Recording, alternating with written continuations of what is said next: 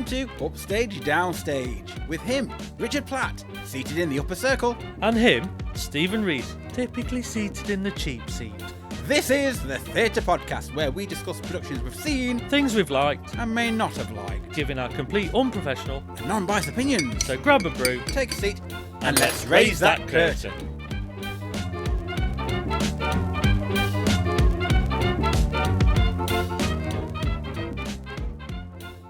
On today's episode, we will be discussing The Verdict. We saw this production at Nottingham Theatre Royal on the 25th of February 2023. Written by Barry Reed and adapted by Margaret May Hobbs, the powerful best-selling courtroom thriller that inspired a multi-Academy Award-nominated film starring Paul Newman. This phenomenal and gripping courtroom thriller has been a huge success across the UK and Ireland. So Stephen, what's it all about? Frank Galvin is a washed-up veteran lawyer and alcoholic. He is presented with one last chance to redeem himself when he is given an open and shut medical malpractice case that no one thinks he can win.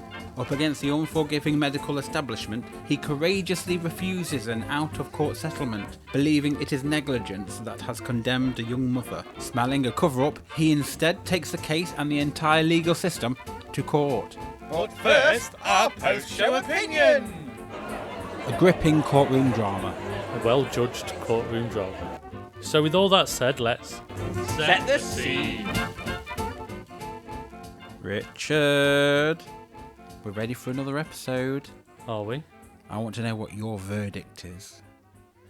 Oh, I like the link. He's going straight in there. Sort of.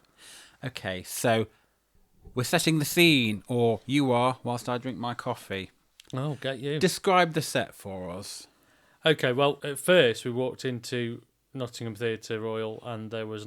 How far back are we going? I mean, you might as well describe what it was like parking, or maybe coming to my house. Well, somebody had nicked my space in the car park, so I mean, it was a little bit disappointing when I got there. Yes, they did. How rude. Anyway, we got in, we sat down, we took our seats, took them somewhere. We were in the balcony, but the curtains were shut when we got in there, and I thought we were going to start with just a curtain down production, but then all of a sudden, slowly the curtain curtains... down production, like we'll just watch them perform behind the curtain, and we don't actually see what they do. We just stare at the safety curtain. And there we are. And we just assume that they're performing backstage. It's like an audio drama. A theatre in audio. As we arrived, they told you to shut your eyes and just keep imagine. them shut. And just use your mind. And then the archers came on, and that was that. Come on now, we're digressing. Let's go back to setting the scene. Let's not just tell the audience of what it was like when we minced on in. I'm sure they know that we can actually sit down and take to our seats without having to describe the situation. Yeah, so the curtain came up as a bit of a preset where you'd basically got a backdrop of what looked like a snow scene in a park, and a pub off to stage left, and what looked like a typical American lawyer's office on stage right. And it was set in the 80s. And set in the 80s, yeah. Oh, it's actually 70s, 76. No, because it was late 70s. It was 4 years previous, so it's 1980. 1980. Yeah, so like just on the crossover. So I was correct. Yeah, you were. All Thank right, you. this time. So really, it did look it was quite a mix of 70s, 80s, so it was very early 80s, so a lot of things in the 70s crossed over at that period. You wouldn't just initially it wouldn't be new romantics and stuff like that. It was very typically... Just describe The Office. You don't have to sort of dig your way out of the fact that you could have been right. It's 1980 in The Office. When the curtains came up, Jason Morells, who plays Frank Galvin, was actually under the desk. I think it was to show that he'd been drinking quite a bit and he fell asleep in his own office overnight. I thought it was changing the oil. Yeah, I thought he looked like he was under a car, to be fair, because it was definitely under his desk. He was changing a spark plug. And he proceeded to get changed and walk out the room. I got a bit excited. I thought he was getting undressed, but yeah. No, he was actually getting dressed. At but this he was point, dressed Stephen already. was a little bit fixed on the set. He was transfixed, I think. There was quite a lot of focus on what was happening. I couldn't wait to see how this turned out.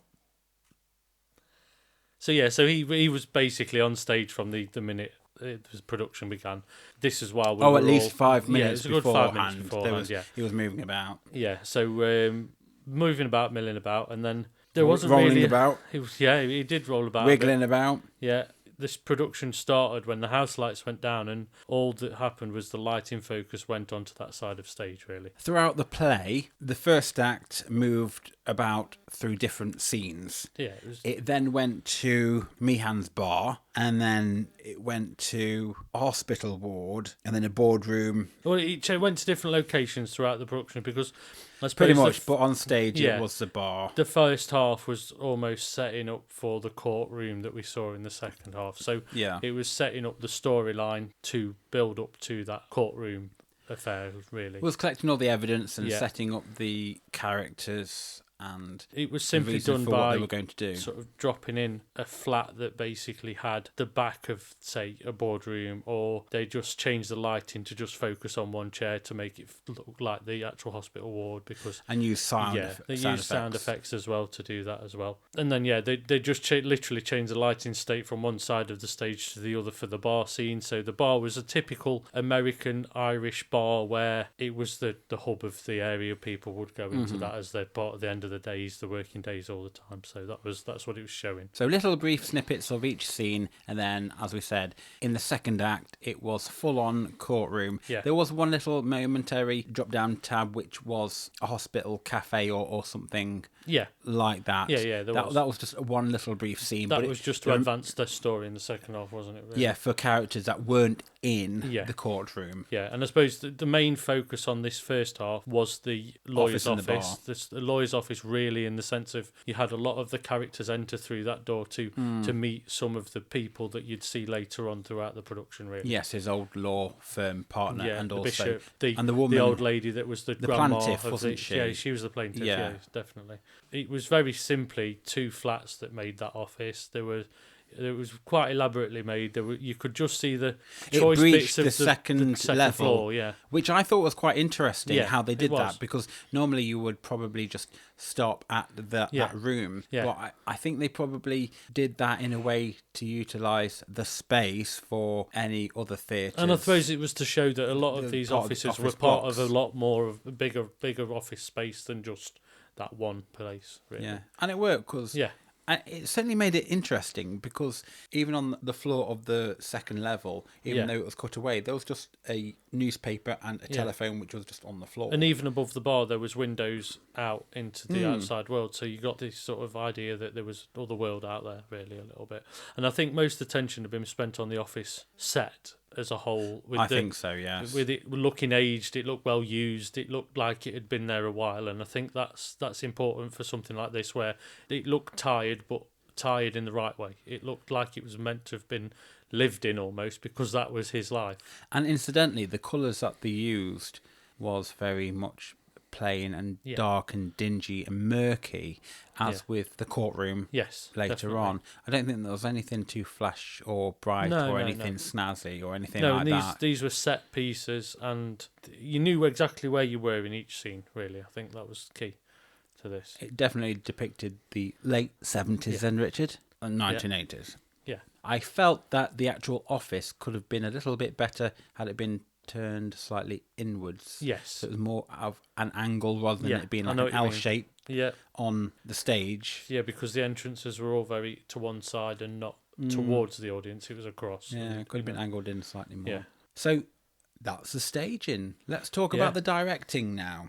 I felt that the direction of it was quite traditional, and the transitions between each scene were executed extremely well and slightly classic, but when somebody moved a piece of furniture to one side, it wasn't completely taken away. It was done in small little bits. So quite it didn't, subtle in the way they did it's it. subtle, but it didn't take away from the next scene, and it didn't hold up the pacing at all. No. Because they did it in small little chunks. And it was slightly old school in the way they did it. Yeah, definitely. I could tell that they took the direction almost from the script, as in the movements from the entrances, the exits. Those, you could tell it was something that had been possibly written down in the script. Such and such moves here, such and such moves there. This happens, that happens. It felt very technical, and that's probably the best way to say it. It was everything happened as it should, and I think there was nice subtleties where they moved pieces and one area became the next. So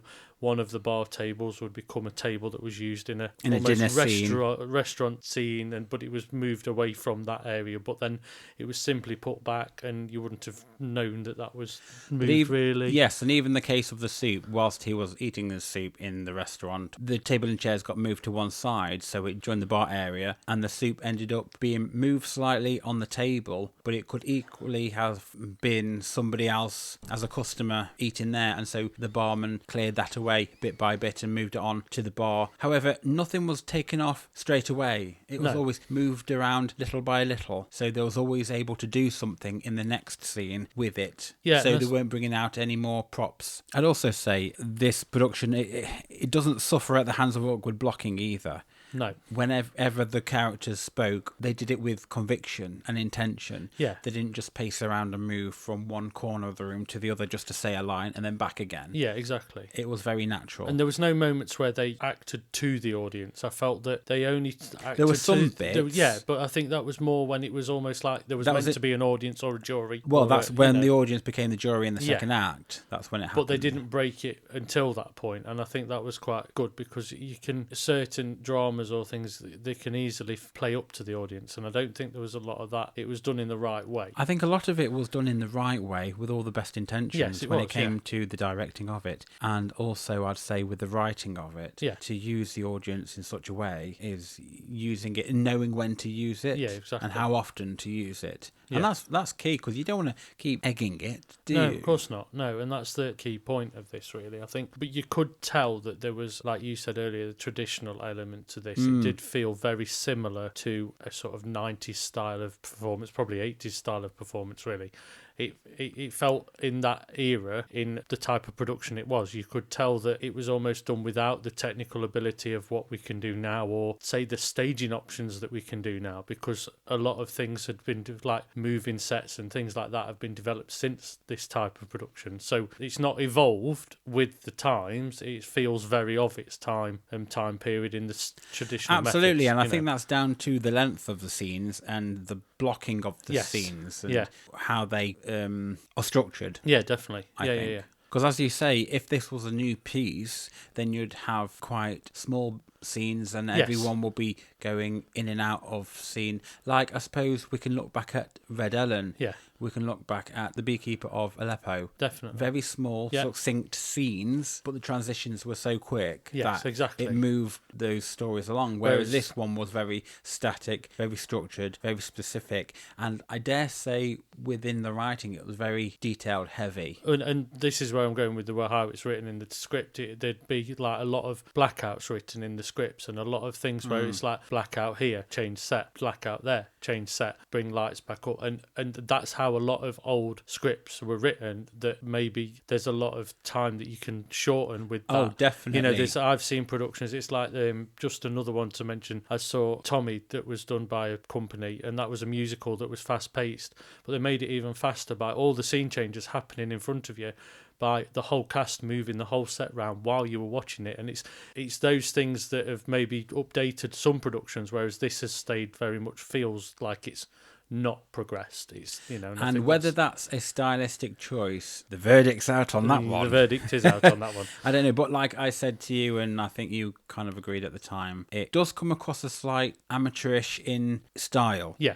None of this was amateurish in any way, so don't get me wrong there. But not just that, it's almost, this is how you do it if you had a limited budget. Absolutely. Because sometimes this is the traditional type of theatre where you haven't got the options to do all the technical things you can do. Well, it's like what you've always said, it's lights up, lights down theatre. Yeah, it is. And that's exactly what this has been. It is, yeah, definitely. And that's where this definitely sits in that era. Not to say it's not a good production, it's just that's when you look at the direction of it, you can tell that there's been a lot of take from how the script's written. So it was quite interesting as well to see that it was an ensemble piece and how the characters in the background were constantly acting. Yes. they never stopped for a moment, they which was didn't. really good. And I can remember in one scene, Frank was speaking to Donna St. Laurent in the bar. Yeah. And I was quite mesmerised at the fact that there was a couple of people, background artists at the back playing cards. Yeah, exactly. And I was trying to work out what kind of game they were playing. Yeah, and for me, that's when they hit the note right, when you start seeing those other people and they're actually doing something, they're not just there. Because it's very easy to just be there and saying banana,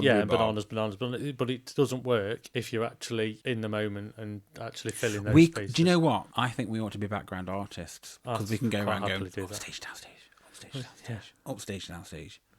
Yeah, exactly. You That'll know? work really well. I say rhubarb, you say bananas, and before you know it, it's upstage, downstage. Exactly. There we go. So it was quite interesting. Not to say that just because I was concentrating on working out what they were playing, that I wasn't paying attention.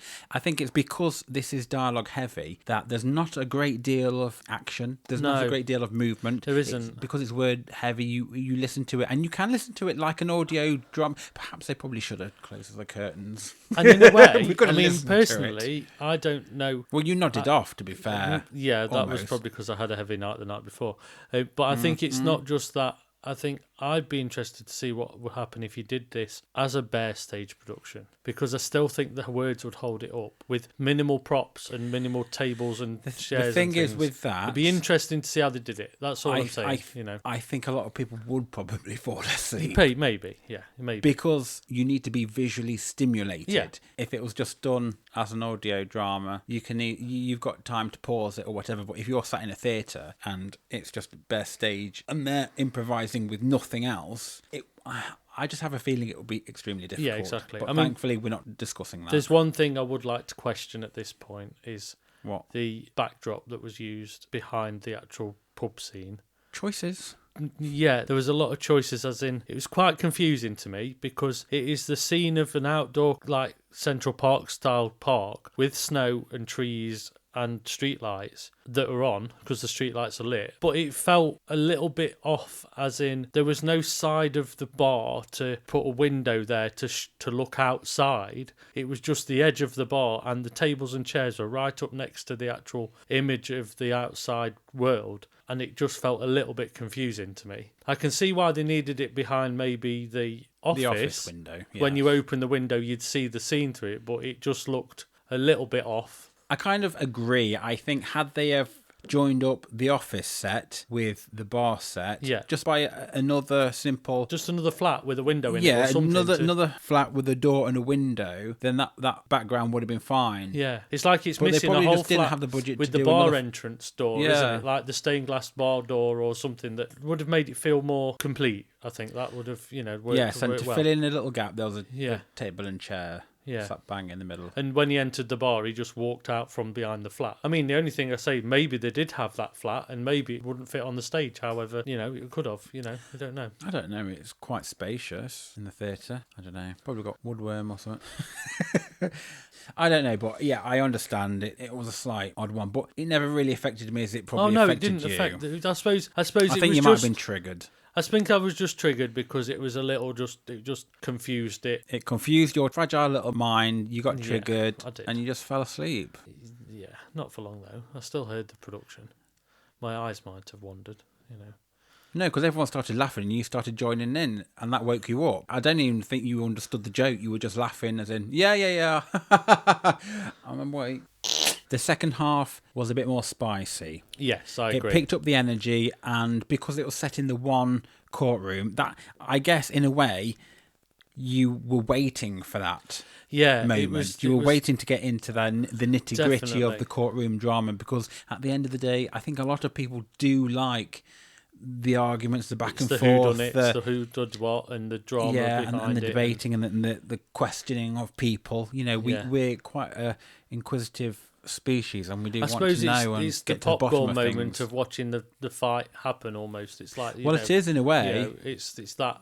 It's like here we go, off we go now. Like we've seen it all bubbling in the first half. Now it's time to. And I do wonder if we needed a lot of the information in the first half, because I can't remember much that was transferred over, and I do feel that in the first half it was a little long-winded to set a lot of stuff up. Yes, there was a lot of setting up of the wife. Yeah, there wasn't much really into all of that. There was a lot of other things going on which escaped my attention. Well, you saw the glimpse of them rehearsing the sort of those against the actual to go into court. You saw those rehearsing. Like what they were going to say. What they were going to say.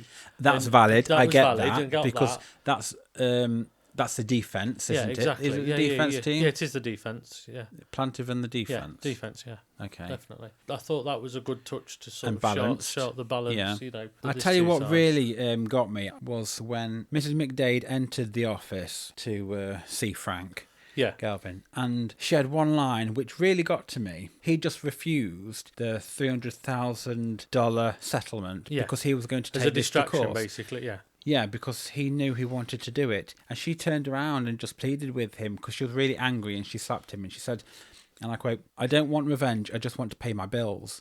And I thought that's actually quite interesting because it also opens up the subject of morals and the ethical dilemmas and the fact that he's doing it, is it out of ego that he wants to do it? Because he's won that case and he's overthrown the establishment almost. But he's taking a big risk because if all she wants to do is take that money and pay for the medical treatment for her daughter. Yeah, and look after the grandchildren, you know. And it's one of those where there's more to it than just the person who's wanting to have, of course, not seek revenge, but justice. Yeah. And so a lot of it is about the ego of the lawyer, not just seeking justice and wanting the truth to will out, but how far are you willing to go? Are you willing to risk the money or the payout of the settlement when it could all go wrong? Yeah, and then also it's the public attention of doing it as well, isn't it? I think that's part of it. It's almost like this would, if it went through, would cause a lot of problems within that area as well. I think it was from that moment on where a lot more twists and turns started building up layer by layer, bit by bit. Yeah.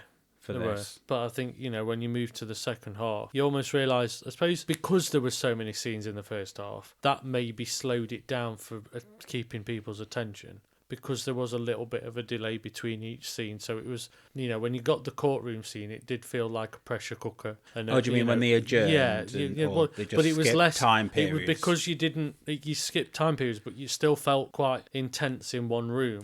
Do you know why? It's because it is because it's set in one room. Exactly. And all the accusations and the questionings going on, you're more fixed on the outcome and the drama that's occurring. You're following it so much more as well. Exactly, and when you've got a series of long scenes, our attention span these days aren't that good anymore. No, they're not. I don't mean to tar everyone with that brush, no. You know when you watch a normal TV programme, they barely have a scene or a camera lens on someone for longer than 30 seconds. Yeah, it's cut all the time. And if you look at the old TV shows, they were shot like stage plays and you could retain your focus. Yeah, I suppose we're so used to taking in so much more information now and we have it in our hands in a device all the time that you're almost overstimulated. Your brain's you were getting to the point where you almost felt like in the first half, just get to the point. Yeah, just get to the point because we know where it's going. Just come on, just give me the goods. Yeah, give me the goods now. Just get me to the court scene. And I think that's quite interesting to point out because that's how the world has changed, and I think that's the thing. But since the 80s, there have been so many courtroom cases or dramas where in real life everyone was all agog with the O.J. Simpson one in the 90s. Whereas maybe the verdict in the 80s was shocking, or when this production was written. Whereas now, because there's so many other shocking courtroom cases that have gone through. I think that's the other thing. It's like it's very difficult to shock an audience now a little bit, because you're almost sanitized to it a little bit. But everyone is always out for the hero to prevail over the people who are trying to con people or twist things or even just claim that they didn't do it. Yeah, like a Robin Hood syndrome, isn't it? It's like it's like wanting somebody to win, and we just want people to have their comeuppance if they deserve it. Exactly. I think that's what it is, isn't it? And just actually get the justice. I suppose one thing I'm going to mention about the second half is the courtroom scene. Do you feel the Wood effect was a little slapdash just because it was very... Did you feel it was like pantomime wood? It did feel like pantomime. I think that was my struggle. I thought set done on the cheap. I think it felt like a set done on the cheap, or there's a set for the verdict from a long time ago that we've just brought out of the wood out of the store. I rented a house with the floorboards like that in the kitchen. Yeah, I mean, I didn't mind the floorboards because they felt more like real wood than the actual set. I mean, for me, they looked more like wood than the actual scene, the staging itself. I think if If they'd have painted it, say, a That's dark... cheap vinyl flooring. If that it was is. more of a darker mahogany, you could have got away with just having it as dark mahogany wood to make it look richer. This actually just felt, it almost cheapened it. It looked more like the OK Corral in the wood style from a Two Ronnie sketch than it did a courtroom. And I think I'll that's say Carry On. Yeah, it was more Carry On courtroom, which that was just a little thing that grated on me when it would have enhanced the courtroom scene even more if... Would it? Would, yeah, Would it would. it? It would have. It would it? It would, yeah. I Would don't you think believe Edward it? Woodward was there. But no, I think that was just one of my comments that I just felt that let it down in just the aesthetics of it, because I think it made it feel more almost cartoon style rather than an actual courtroom. And I think that's the whole point of a courtroom. It's got to be imposing and scary a little bit, you know. But if you've got the budget of Crossroads, and this isn't Exactly. a West End thing, is it? No, but that for me don't take that as that the production was not good. I think it's just something that could have made it better. Yeah, I agree. I wasn't particularly fussed about the wood. I was trying to work out how they painted it. They got a rag out and smeared brown paint on top of orange, and it just looks a little. And I think at one point I was thinking, if ever I needed to build a set door, how would I do that? And I'd paint it like that. You wouldn't, because I wouldn't let you. You probably wouldn't. No. Well, you can. I wouldn't. You can do it. I'll do it. Yeah, I would let you do that. that's fine. And you would, of course. What I would say, which I've... Would you? I would... What I shall say... that I've sort of missed and forgot to say this about not the acting but the writing in it. It was quite interesting to note that at the very end of it, even the people that lost, the moral of the story is in a way from the Pope. Yes. Was leave it now. Bishop. Just leave it. Yeah, the bishop, not the Pope. I was going to say he's been on a long journey to get to the. In the third act, the Pope comes in a mobility scooter made of wood. Yeah, with the glass screen. Yes, it's like the Flintstones Yeah. Pope-mobile. Yeah. Oh dear! But the moral was that the bishop says just leave it now. They, as a church, they've got to sort this out themselves and repay themselves for the damage that's been caused. And I thought that's quite a nice moral. Because there's no, at the end of the day, even though it's been settled with the payment, because the other side were trying to riddle out of it and try and get it to come back in and stuff. It just shows that sometimes to win is to lose. Yeah, exactly. And I think it was very good to tie up the loose ends, because we always talk about these productions that don't necessarily look at the aftermath. And I think sometimes that's important to see that there is two sides to a story. And just to tie it up in the way they did, I thought was really clever, really. It was done nicely. It was done right. And it also showed the ethical side of not just the medical side of things, but the religious side of things as well. Yeah. It was more down to the moral compass between the religious, the medical, and where you stand. And almost the rich as well, because, you've got the defence suggesting that they could reduce the payout, get the best, and it was almost the greed. Very slimy. The greed and the slime of protecting those that are at fault, but almost allowing them to reoffend in a way. In a way, it's about covering themselves. Yeah. That's why the moral of the story for when the bishop comes back in, say no, is sometimes it's best just to take what you've been served and deal with it. And I think, you see, this has obviously been written based on research of things that have happened and maybe still happening in different ways and different guises, but this is showing that even though something's bad's happened, they want to shift blame or not take responsibility for their actions. And I think this is, that still happens now, and it's very reflective that, sometimes good wins, but how many times has bad won? You don't realise that this is one case and this highlights one area, but, it's still very relevant, and I think that's important. It's interesting. Yeah. Particularly when it comes to incidences of a medical situation. Yeah, exactly. Shall we say. It's the defence almost trying to make the witness to break her down to actually almost lie on the podium when she was telling the truth, just to get their own way. And I know that's their aim. Well, like they said, they've been bought to make the case weak. Because in a lot of people's eyes, and this, money fixes everything. And in some cases it does, because people use their ability to pay their way, shall we say, to actually influence things and change things. And I think that this highlighted that as well. Moving on to our next segment, as we say, we're here for the drama. I would like to point out that they all gave various degrees of accents. American accents, Irish accents, because it was set also in an Irish bar. And I felt that the dialogue were clear. Well, Yes, all the it was. dialogues Yeah, it were was. clear, well projected, and also it was well projected through all those accents. Yeah. So Well, we were definitely in an area of America where it would be dominated by Irish. It was that sort of area, wasn't it? So I mean, it was a cast of 15 for this one. it was, yeah. They just seem to multiply with each scene, just keep coming out of the woodworks. But they all gave individually strong performances throughout. They never broke character. They were consistent in their delivery. They really were. All the nuances of how they moved or held props, everything was just right. Do I mean that? Everything was right. Yeah, I think there was a couple of times I did notice that Mo Katz, I think, stumbled on his words a few times. There was just a few moments in that he did. But you could tell that you wouldn't have noticed if you've not done. that was in the productions. first. That was in the first act. Yeah, it was. There was a few moments where he stumbled and recovered. He didn't lose his track. It's just I knew that there was a few it was pacing issues. noticeable, as did Jason Mel's stumble in the courtroom thing. Definitely.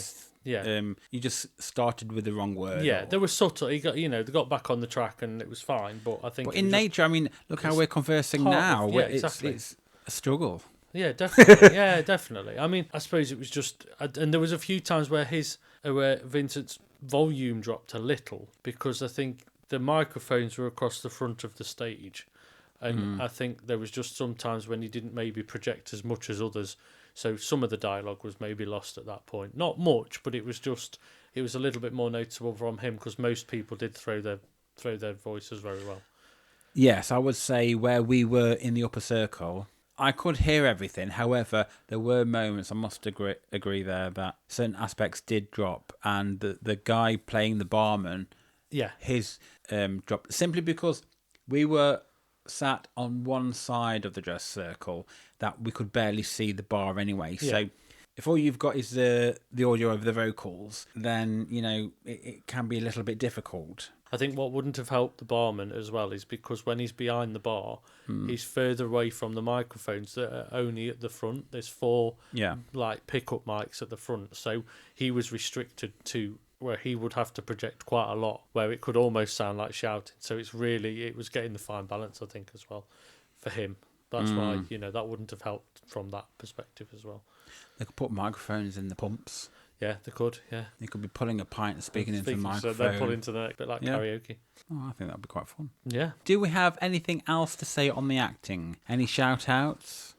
I think for me, the ensemble cast were really good at just playing their part. When it's a big cast, it's very easy for people to fall into a habit of relying on the main core cast to actually hold the production, and I did think that this lent itself very well to the whole cast actually getting involved, and it was very much a team effort, because this centres around Frank Galvin and his journey. I'm going to use it once, but I think that the rest of the cast helped, and you could tell they were all involved in doing the scene changes, the set changes, the little bits they needed, because some of them didn't really have major parts, but the parts they played were right, and the parts they played were you can't have a courtroom full of people if you haven't got the people, but everybody's got to react when things happen, and that was important, I think, as well from the way it was done. Well, again, what I'm going to say goes down to the detailed bits of the actors performing, but in the court scene there was a lady who was doing the notes, and she was tapping away constantly on this little ticker-tape sort of it was a proper it was a shorthand machine. That's what that's what it is. Yeah, and that was constantly churning out stuff all the time. It did make me, I was quite fixed on it, because I've got a feeling there was a circular bit of paper in there. I thought so, because it wasn't like I didn't. I was watching it. No, I was like, that's really clever, because it gives you the movement, but it's just a piece of paper's going round in circles. Yeah, And I there wasn't I was getting quite pleased bigger and about that bigger. because they won't want to be wasting that much paper on the production. But it was a small touch. I was trying to work out if the roll went back in again. But that was that was a non-speaking part, and she was in it. You could tell she was being that. And typist, also the mother, she Yeah. was sat at the back. She had nothing to say in the second No. act, but she was reacting. She was crying. She was sobbing. She was pouring her heart Shocked, out. being all the shocked time. She when was things happened. And, exactly. And even the person or the doctor, I should say, Yeah. who caused the issue in the first place, Yeah. he was getting riled up and he was reacting to what was definitely. being said and everything, Yeah. like a proper courtroom drama. So it was just intense acting. Yes. By all of them. They were all dedicated to the text and the story and their characters. They really were, yeah. They really wanted to make it feel like it was a real case, and the pace was spot on, really, because when you've got so many people on stage doing that, to make it feel intense and like a drama, where little things for me is when they made the witnesses give the oath and stuff like that. It had to be consistent because All it those would have been details, consistent. yes. It would, the guy at the back that dealt with the evidence, because we're talking of a courtroom in the 80s when they didn't use computers, they had physical evidence on the table, and all he did was make sure it was lined up, and he kept lining it up. When it was moved, it was still put in the order that it was meant to be. And then the only really words he used was when he adjourned court and he did the announcements at the door and opened the door and things like that. All those things then make it feel more real as a courtroom. I mean, one thing, quite honestly, I found the judge really good because he held it. This whole second act, it improved a great deal because it allowed itself to have a lot more energy in terms of the comedy as well. Yeah, it did. And the judge provided a lot of the comedy. Yeah. Not stupidly, not out of purpose, but No. everything was in character. And I think it more than made up for the slow burn of the first Definitely, act and the yeah. setup. I mean, we're going back to the writing now, but the whole play was cleverly written and pieced together, as well as providing some light entertainment moments. Definitely. It wasn't too heavy and dramatic all the time, even though No. it was a drama. It had nice comic elements to it, and like you say, the judge did provide great characteristics in that. As did, I suppose, when they were interviewing the nurse, and this turned into more like a constant twist all the time. She had the backup of the original documents. But that was She had a different version, the original version, and so you then saw that it had been tampered with. Yeah, I think for me as well, that point, it was well written to provide the actors with something that it was like a reveal to go, aha, but I've got this. It was a real moment but it was timed the audience really gasped, well. didn't they? Yeah, there was audible gasps, and it was proper. It was like, oh, they've got some evidence that's going to trump this, and you don't get that moment if you haven't built the audience up to that level. If you've not got them to follow it, then they were that would listening have just been intently. flat. It wouldn't have worked, and it had just been a proper wet lettuce. Whereas it was a proper timed in such a way that it was almost she'd nearly finished being a witness and talking about her speech and statement and been questioned, and it was only right at the last minute that she revealed there was more evidence, and it was like it couldn't have been done any better, I don't think, in that situation, and that made it more of a roller coaster courtroom scene than It did, and flat. And you wouldn't have had that if you'd have just cut straight in. This is why you do need to build it up with the first act, and I understand that. However, that could have been a bit more, as I would say. And I think as well with a courtroom scene, one thing probably happens more than we realise is even the most intense, full-on, heavy courtroom scenes, the judge may say something to almost calm the jury down or calm the whole room down or lightly put something on or be a little bit silly like we've seen, just to then bring things back to order. And they have to be quite experienced in how they do things as well. Moving on to our next segment, as we say, What the Tech Is This?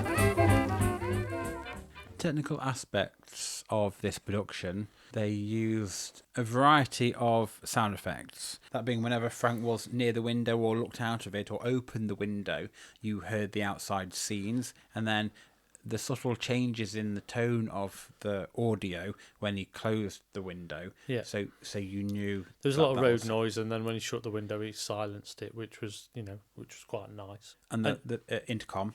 Yes. as well. That was a little strange because it didn't sound like it was coming from the intercom, but round the side of the theatre, which was an odd one. But at least you could hear it. Yeah, of course. I mean, for me, it's almost like you need it through the main front of house speakers, but you could also do with something sounding like it's coming off stage, if you want to make sure everyone can hear it. Did it have an effect on it? It didn't have an effect. It was more like just a straightforward recording. There was no crackles. It could have done with a little something bit of to make it a little bit authentic of the era. Not much, but just the effect of it being an old telephone line, or I think that would have helped. And this goes back to where we're talking about this being traditional sort of theatre technology, and the sound and lighting, I would say, was very of that era as well, as in it felt of an older production, where I suppose in the blackout she had interludes or sound pieces or music. I was a little confused though, because nothing seemed to gel together in the music interludes. It was all very Irish, but at certain times they used something twice, or certain times they'd used it again. And it was like, have we run out of Irish tracks? I think sometimes it didn't seem coherent in one piece was used for certain parts or one piece was used for another part. It just felt a little bit like they just shuffled it. See, sometimes I find it's better when you use a soundtrack of, say, Irish music, and you use different parts of it for the whole piece. So everything sounds like it's using one piece of music rather than it just felt a little bit disjointed, and I just think that was just something from my technical side that I just liked to have it a little bit of continuity, really. It was lazy on the sound side because I think that it could have been done a little bit better. And lighting wise, I mean, it was a lot of general cover. There was a few spotlights here and there, but there was nothing dramatically sort of stand out that would have made it any better or bigger. So it was wonderfully lit. Yeah, it was. It never had any shades or brooding or moody lighting at all. Brooding lighting. I was going to say, yeah, I meant like a broody atmosphere, but no, I meant moody. Yeah. So yeah, there was just like you say, up down lighting basically. Yeah. But they did have in the first act the bit where he was taking a picture at the hotel, at the hospital with the woman, and they had the audio of chatter in the hospital there. Yeah. I did wonder if he went back to his house and he was watching TV and it was taking. It was a little confusing that bit because it's like it wasn't. It's until hard after to define the scene and like you work it out, wasn't it?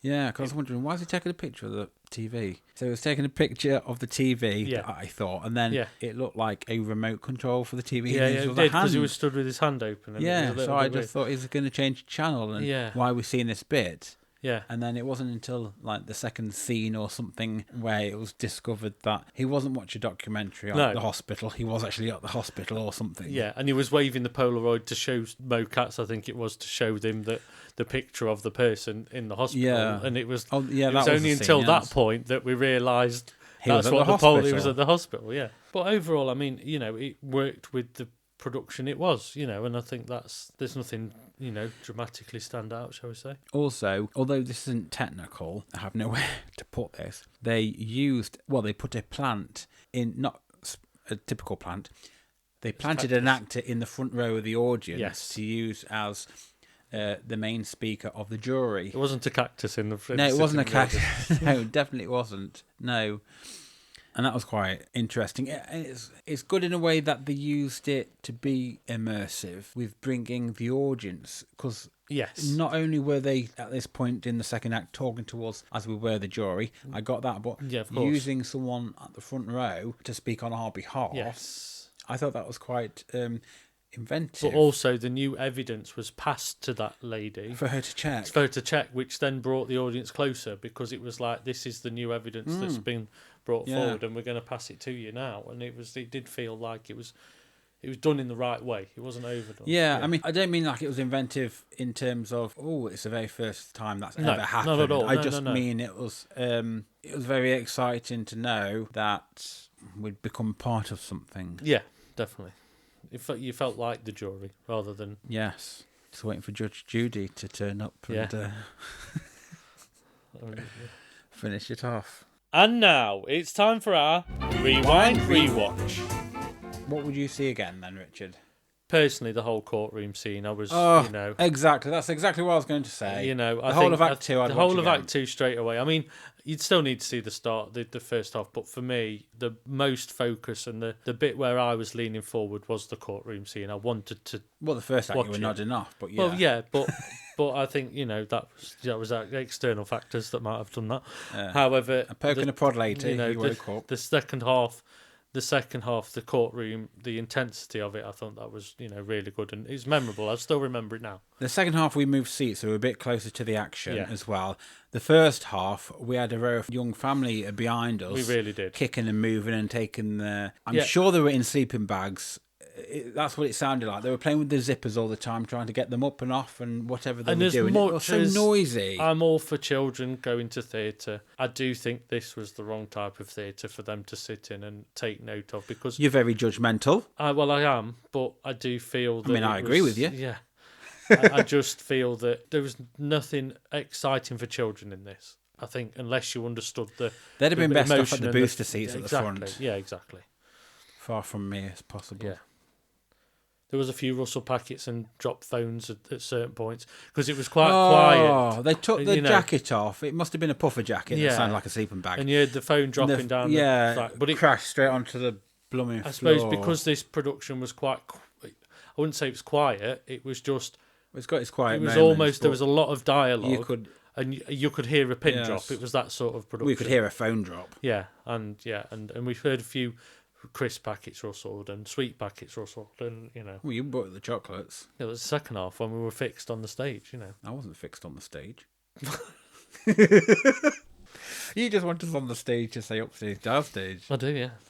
Rebob. When she ripped that thing up, I should have just thrown a load of cards, You could have done. From above. Yes. We got shouted off. Would have got paper cuts. People have been complaining.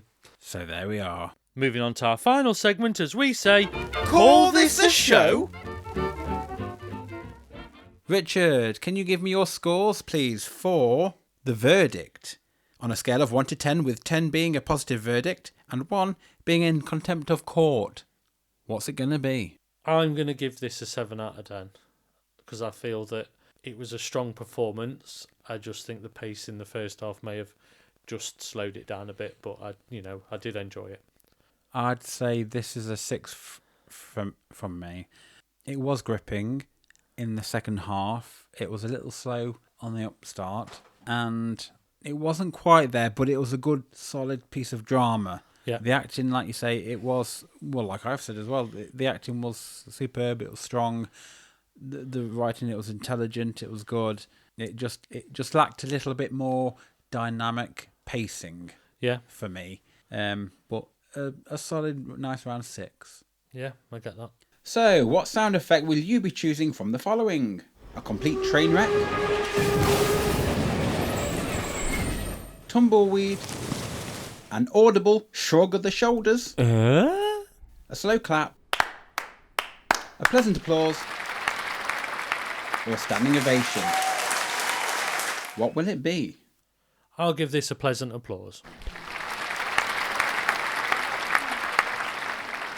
And you know what? I'm going to have to agree too. So there we are. That's our discussion of The Verdict. We hope you found it insightful. If not, entertaining. Coming up over the next few episodes, we will be discussing my trip to the West End, covering a variety of shows such as Lemons, Lemons, Lemons, Lemons, Lemons, Sylvia, and My Sons Are Queer. If you'd like to get in touch, email us at upstagedownsstagepod@gmail.com. You can always join in the chat to share with us your views of a production. Also, make sure to follow, share, like and subscribe to all our channels so you get every episode the second it's released. And we hope you join us again for another instalment of Upstage Downstage.